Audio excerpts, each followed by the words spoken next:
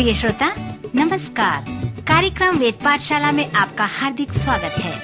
इस कार्यक्रम में हम परमेश्वर के वचन का विस्तार पूर्वक अध्ययन किया करते हैं, जो आपकी आत्मिक उन्नति के लिए लाभदायक सिद्ध होगा।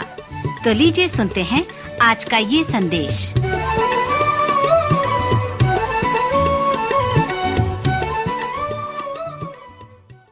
प्रिय श्रोता, प्रभु यीशु के पवित्र नाम में आपको मेरा नमस्कार। आप हमारे वेद पाठशाला कार्यक्रम को बड़े विश्वास योग्यता के साथ सुन रहे हैं, इसलिए मैं आपको धन्यवाद देता हूं।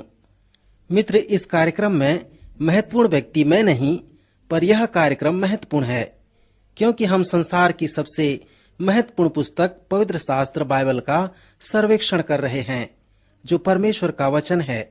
आपको याद होगा कि पिछले कार्यक्रम में हमने पवित्र शास्त्र के 4 उद्देश्यों को देखा था, जो इस प्रकार से थे कि प्रभु यीशु मसीह को प्रस्तुत करना, प्रभु के ऐतिहासिक जीवन को प्रस्तुत करना, साधारण लोग प्रभु पर विश्वास करें और विश्वास करके वो लोग सिद्ध बन जाएं।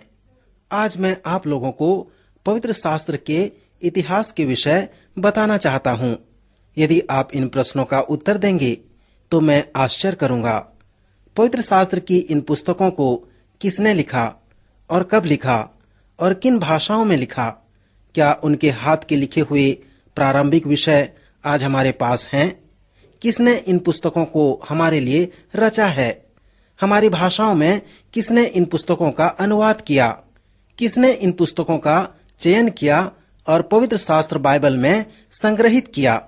इन पुस्तकों का चयन करने के लिए किसने मनुष्य को अधिकार दिया और कब इनका चयन हुआ? आज जो पवित्र शास्त्र हमारे पास है, उसे किसने संग्रहित करके एक पवित्र शास्त्र का रूप दिया? और मित्र, इस तरह से अनेक प्रश्न हैं जिसे लोग आपको पवित्र शास्त्र के विषय पूछेंगे।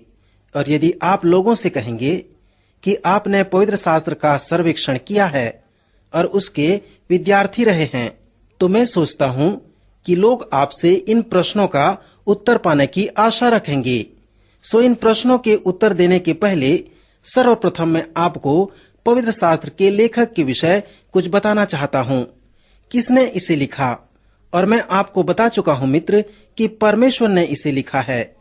ईश्वरीय लेखक के विषय जब हम कहते हैं तो इसका क्या मतलब आप समझते हैं, परंतु परमेश्वर की प्रेरणा शब्द से हम उसका उत्तर पा चुके हैं कि परमेश्वर ने अपनी प्रेरणा से मनुष्यों के जीवन में कार्य किया, जिससे वे इन पुस्तकों को लिख सके। इसलिए सचमुच में परमेश्वर ने ही इन पुस्तकों को लिखा है। जब हम कहते हैं कि पिता परमेश्वर ने इन पुस्तकों को लिखा, तो हमारे पास 2 बातें हैं जिसे हमें समझने की आवश्यकता है। और पहली बात है प्रगटीकरण। और ये प्रगटीकरण वो है जिसमें परमेश्वर ने संपूर्ण रूप से अपनी सच्चाई को पवित्र आत्मा के द्वारा मनुष्यों के सामने प्रकट किया है। और इस तरह से विभिन्न तरीकों से उसने अपनी सच्चाई को हमारे सामने प्रकट किया है। प्रेरणा शब्द हमें यह स्पष्ट करता है कि आज के धर्म विद्वान इसे विशेष प्रगटीकरण कहते हैं। पवित्र शास्त्र परमेश्वर का विशेष प्रगटीकरण है। इसका आरंभ भी है और अंत भी है। 1600 वर्षों तक परमेश्वर लोगों के जीवन में प्रकट होता रहा, जिससे वे लोग इन पुस्तकों को लिख सके। प्रभु यीशु मसीह के मृत्यु के 90 वर्ष के बाद यूहन्ना ने प्रकाशित वाक्य की पुस्तक को लिखा और कहा कि यदि कोई इस भविष्यवाणी की पुस्तक की बातों में से कुछ निकाल डाले, तो परमेश्वर उस जीवन की पेड़ और पवित्र नगर में से जिसकी चर्चा इस पुस्तक में है, उसका भाग निकाल देगा। यह एक अद्भुत कार्य है, इसलिए इसे विशेष प्रगटीकरण कहते हैं। कभी कभी मन में यह प्रश्न उत्पन्न होता है कि क्या परमेश्वर व्यक्तिगत रूप से मुझसे बात करता है या प्रकट होता है? और यह सच है मित्र, परमेश्वर ऐसा कर सकता है। तब फिर मन में यह प्रश्न आता है कि इनमें से कौन सा प्रकटीकरण अधिक महत्वपूर्ण है, क्योंकि मैं दोनों प्रकटीकरण पर विश्वास करता हूँ।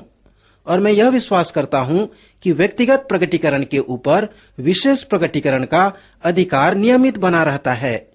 यदि मैं एक पास्टर हूं और कोई आकर मुझे यह कहे कि मैं अपनी पत्नी को छोड़ रहा हूं, तब मैं उससे एक प्रश्न पूछता कि क्या वह विश्वास योग्य नहीं है, और वो कहता नहीं नहीं, ऐसी बात नहीं है, परंतु मैं उसे यूं ही छोड़ना चाहता हूं, क्योंकि मैं उसे पसंद नहीं करता और मैं कभी भी विवाह नहीं करूंगा।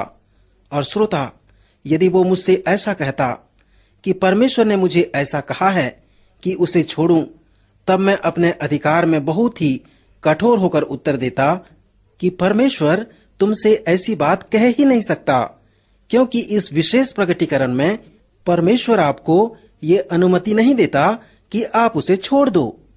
धार्मिक अगुवे कहते हैं कि विवाह का संबंध तोड़ने के लिए नहीं है, अर्थात इसका मतलब कि आप इससे अलग नहीं हो सकते। और यही बात विशेष प्रकटीकरण कहता है। व्यक्तिगत प्रकटीकरण कभी भी विशेष प्रकटीकरण का विरोध नहीं कर सकता। मित्र, मैं व्यक्तिगत प्रकटीकरण पर विश्वास करता हूं, पर मैं सोचता हूं कि इस विषय पर कुछ विशेष चेतावनी है जिसे हम यहाँ पर देखेंगे। जब हम कहते हैं कि परमेश्वर ने मुझे कहा है, तो इस विषय पर हमें बहुत सावधान और सचेत रहना चाहिए। अनेक समय हम कहते हैं कि परमेश्वर ने मुझसे कहा है, पर सचमुच में परमेश्वर ऐसे नहीं कहते। कभी हम अपने स्वयं के अनुभव व इच्छा को परमेश्वर की इच्छा समझते हैं और अंत में हम कहते हैं कि परमेश्वर ने मुझसे कहा है।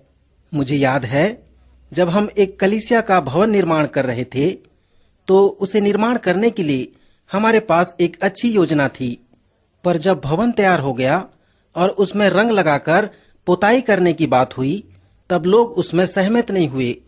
सबके पास अपना अलग अलग विचार था और उनके सुझाव अलग अलग थे। वो कहते थे ऐसा ऐसा रंग लगाया जाएगा तो अच्छा होगा। और जब हम इस विषय पर विचार विमर्श कर रहे थे, तो एक महिला एक संध्या की आत्मिक सभा में आई। उसके हाथ में एक बड़ी दरी थी। उसने साधारण रूप से यह नहीं कहा कि यह रंग मंदिर के लिए बहुत अच्छा होगा, पर उसने कहा परमेश्वर ने मुझसे कहा है कि यह रंग मंदिर के लिए बहुत अच्छा होगा। परंतु मैंने उस पर विश्वास नहीं किया, और जब लोग ऐसी बात करते हैं तो मैं उस पर तुरंत विश्वास नहीं करता। मैं सोचता हूँ कि वह अपने ही मन से ऐसा कह रही थी। मित्र, इस विषय पर हमें बहुत ही सावधान रहने की आवश्यकता है। प्रगटीकरण और प्रेरणा शब्द के ऊपर जब हम ध्यान करते हैं, तो विशेष बात यह है कि आज संसार इस प्रकार के शब्दों पर जोर दे रहा है, जैसे कि बुद्धिवाद, तर्कसंगत या मानववाद। जब आप मसीही बनते हैं, तब आप विवेकहीन, तर्क वितर्क करने वाले नासमझ नहीं बनते। और यही बात मैं विश्वासियों के बीच में भिन्नता देखता हूँ, जो सचमुच में पवित्र शास्त्र और परमेश्वर के वचन पर विश्वास करते हैं। परंतु जो लोग अपनी मति और अपने विचार के द्वारा तर्क वितर्क करते हैं, वे लोग अपने बुद्धि का अनुसरण करते हैं और वे उसे ही प्रकटीकरण कहते हैं। वे कहते हैं मुझे किसी दर्शन या प्रकाशन की आवश्यकता नहीं है, मेरे पास बुद्धि है। परमेश्वर हमें अपने पवित्र वचन के द्वारा यह बता देते हैं कि हम सही और गलत को जान सकें, और धार्मिकता के द्वारा जिससे हमें निर्देश मिलता है वही प्रकाशन है। और इसीलिए हम कहते हैं कि परमेश्वर ने इन पुस्तकों को लिखा है। हम ये भी कहते हैं कि मनुष्यों ने इन पुस्तकों को लिखा। हाँ मित्र, मनुष्यों ने इन पुस्तकों को लिखा है, जो मछली पकड़ने वाले मछुए थे, जो राजा थे, जो चरवाहे थे, साधारण लोग थे, एक तो वैद्य थे, एक नाकेदार था। वे सभी प्रकार के लोग थे। यदि आप इन लोगों के विषय पढ़ें जिन्होंने धर्मशास्त्र को एक साथ जोड़ा, तो आपको यह मानना पड़ेगा, जिससे इस प्रकार का प्रश्न उत्पन्न होगा कि कब लोगों ने स्वर्ग में कला के कार्य को सीखा। वे तो विभिन्न स्थानों से थे, विभिन्न उम्र के थे, और यह सत्य है, पर प्रश्न बहुत अच्छा है। श्रोता मित्र, यदि आप इस सच्चाई पर थोड़ा गौर करें कि इन मनुष्यों ने इन पुस्तकों को लिखा है, तो आपको थोड़ा और खोज करना पड़ेगा। तभी आप इस विषय पर कुछ जानकारी और सच्चाई को प्राप्त कर सकते हैं कि कैसे ये अद्भुत कार्य हो सके, और इस प्रकार से आप इन प्रश्नों के उत्तर को प्राप्त कर सकते हैं। उदाहरण के लिए, पुस्तकों के चुनाव के अनुसार आप उनकी खोज करें। लगभग 100 एडी के समय जो परिषद था वो जमानिया का परिषद कहलाता था। ये सब निश्चित थे और ये पुस्तकें सचमुच में 300 या 400 वर्ष पहले ही एक साथ लाई गई थीं। और नए नियम की पुस्तकें 692 एडी के लगभग संग्रहित करके चुन ली गई थीं। और उस समय एक और परिषद था जिसे ट्रूलन का परिषद कहा जाता था और वहीं पर उसे एक साथ जोड़ा गया। पुराने नियम की पुस्तकों में महत्वपूर्ण बात यह देखने को मिलता है कि उसका लेखक या तो भविष्यवक्ता है या फिर शास्त्री है। और नए नियम की पुस्तकों के माप में एक स्तर देखने को मिलता है और यह एक विधि कहलाता है जो 3 भागों में आया है। और वो 3 भाग ये हैं कि क्या ये पुस्तकें प्रेरितों द्वारा लिखी गईं या प्रेरितों के सहयोगियों द्वारा लिखी गई हैं। क्या इन पुस्तकों में आत्मिक बातें हैं जो सचमुच में विश्वासियों को आत्मिक रूप से तृप्त करते हैं और उनके आवश्यकताओं को पूरा करते हैं। और क्या वे इन सब पुस्तकों पर एक मत से सहमत हैं। नए नियम में ये पुस्तकें बहुत ही सावधानी के साथ चुनी एवं रची गई हैं। अनेक लोग एपोक्रिफा पुस्तकों के विषय पूछते हैं जो बाइबल में नहीं हैं। कुछ कलीसिया के लोग इस पर विश्वास करते हैं कि यह भी परमेश्वर का वचन है।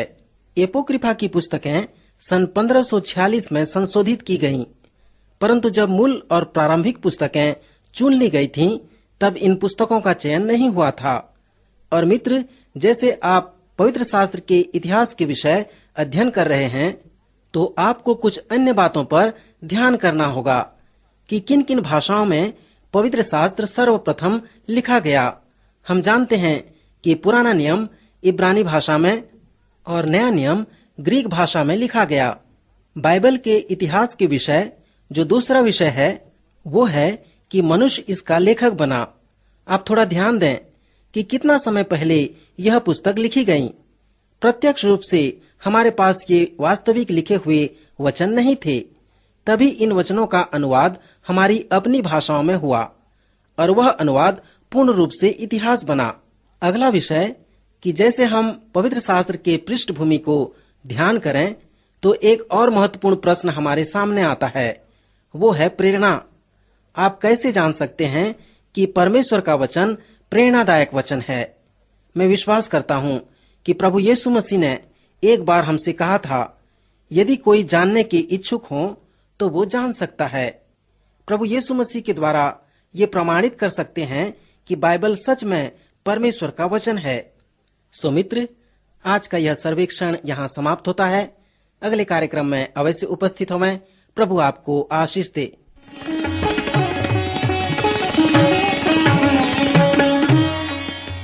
अभी आप सुन रहे थे कार्यक्रम वेद पाठशाला।